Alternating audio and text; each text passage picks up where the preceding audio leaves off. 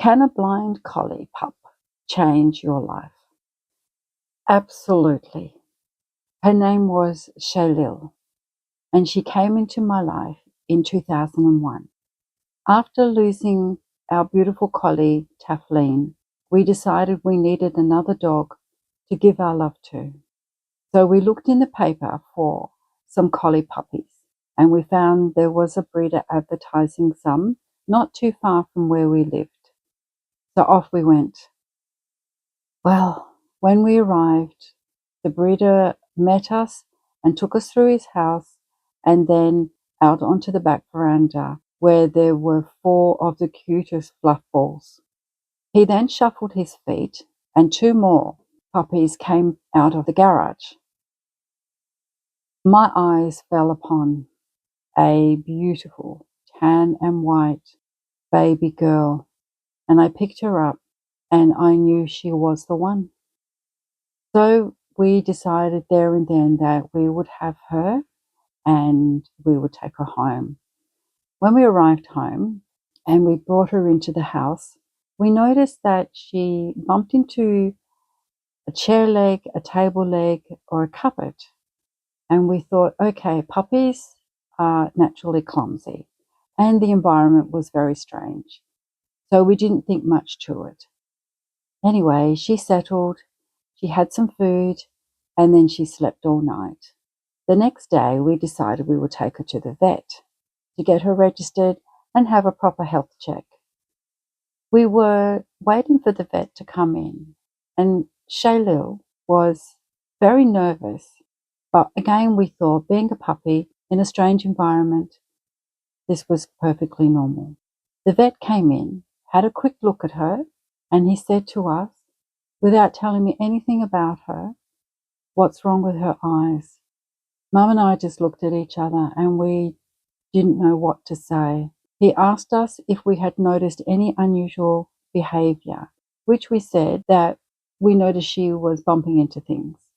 He then said, "I am pretty sure she is blind." We didn't know what to say. We were devastated. We really were. He proceeded to examine her, and everything else was fine. Her heart, her lungs, everything. Her bone structure was perfect. He then recommended that we see a canine ophthalmologist, and he gave us the name of one in Cottesloe.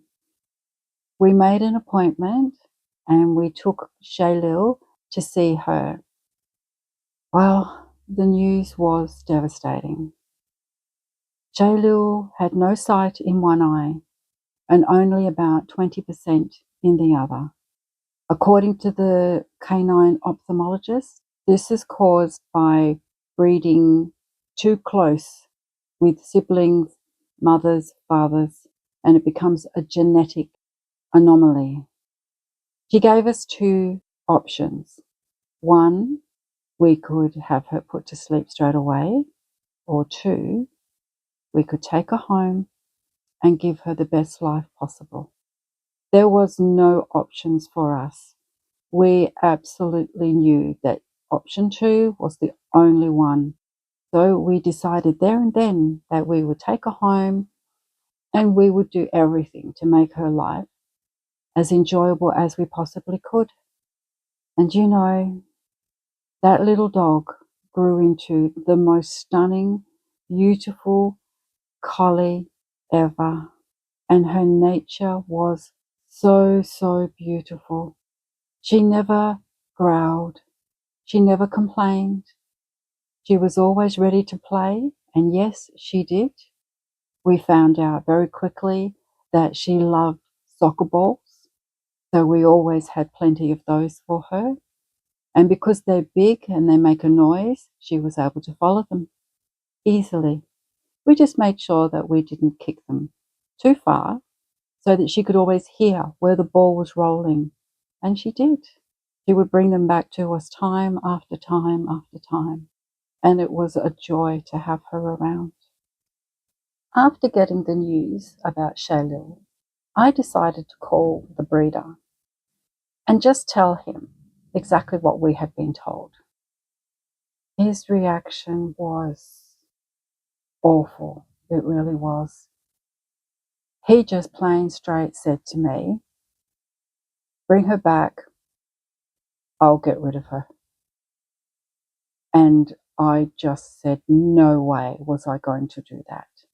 This beautiful girl deserves the best life possible. And I hung up the phone.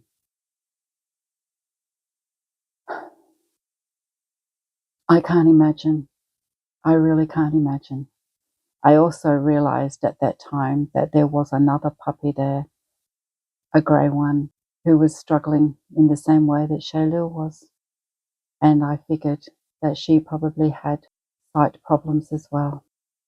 If I had have thought about it at the time, I would have got her as well. Anyway, we made sure that Shaylil's environment at home was as easy for her to navigate as possible. We soon found that she would memorize the tracks around the furniture and in and out of the doors.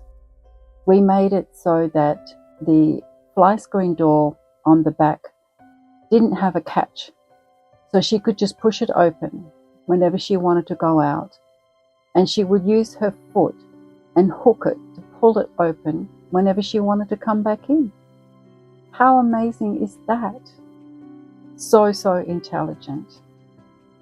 We took her on many holidays. She went with us to the country. She loved it. We always made sure that when we first arrived at our accommodation, we would walk her through the whole place. And you could see her memorizing it so quickly. And she just enjoyed our holidays as much as we did. It didn't matter what the weather was. It didn't matter what the surface was. If the surface was slippery, we always took rubber mats with us, because obviously if the surface is a bit slippery, then it makes her feel unsure. If there were any steps, and we tried to make sure any accommodation that we booked into didn't have steps, but if there was, I taught her to understand when I said step down, she knew there were steps, and she would just go down one at a time, very slowly. And the same if there were steps up. I would say, step up, and she would. She never ever fell down any stairs, and she never tripped up any stairs. And if we were walking somewhere where the ground was a bit unlevel, or if there was longer grass, I would just say, careful, and she would slow her pace. And she would use that beautiful collie nose to suss out whatever was around at that time. She knew when she was with me, she was safe. And she would just walk along beside me. She did not need a lead. She did not need to be attached. She just walked along beside. And there were times when, as a family, we would go somewhere where there was very open area with lots of grass. And one of us would stand about 30 meters away from the other. And we would just call her. And she would just run back and forth to us every single time. And to see her so enjoying herself was just amazing. And that feeling of safety, that trust, that freedom that she felt was so wonderful for her. The actual smile on her face was beautiful. So beautiful. Shaylil remained healthy for the whole of her life.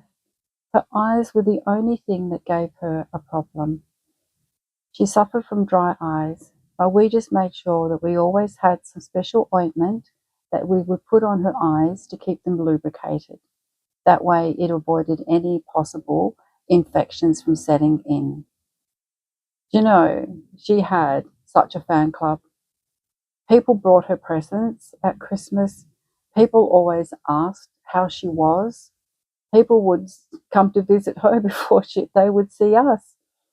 And she got so much attention everywhere she went. People loved her. Her nature was so, so beautiful. Unfortunately, as we know, dogs don't live forever. And as much as we like to want to keep them with us, that doesn't happen. It was the beginning of July in 2014, and I noticed that she was fairly quiet.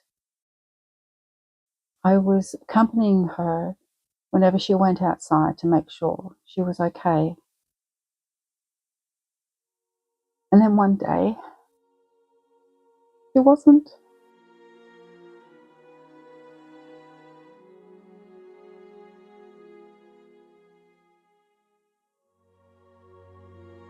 She was just standing in the backyard and she was crying. So I quickly picked her up and raced inside. Mum and I just jumped in the car with her and we took her straight to the vet. They quickly examined her and said, she's had a stroke. And it was not something that she would come back from. The vet told us that they could make her comfortable for a couple of days, but it would still mean that we would have to make that decision after maybe 48 hours or 72 hours. So I talked about it with Mum, and we decided that we couldn't do that to her.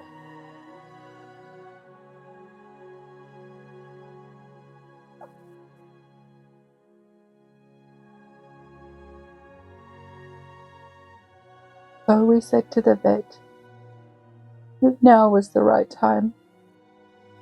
Now was the only time.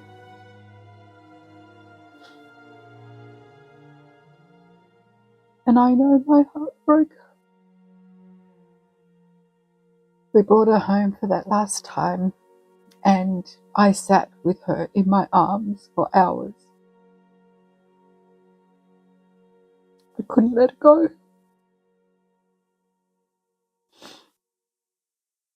We decided we would have her cremated, and the people came and picked her up later that day. And then a short while later, they brought her back. A few days later, Shaylil was brought back to our home for the final time. I now have half of her ashes, and my mum has the other half. I talk to her sometimes. We have lots of photos of her around,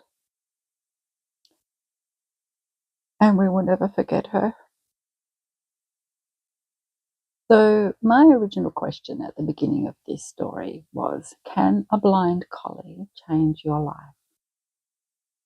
Yes, absolutely 100%. Shaylil brought such kindness into our lives. She showed us that it does not matter if you are not perfect, you are still beautiful. And her extreme love that she was able to give, no matter what she faced every day, just showed and proved to us that love is the answer and kindness is the answer. So I will always be grateful to her because she showed me that no matter what you face every day,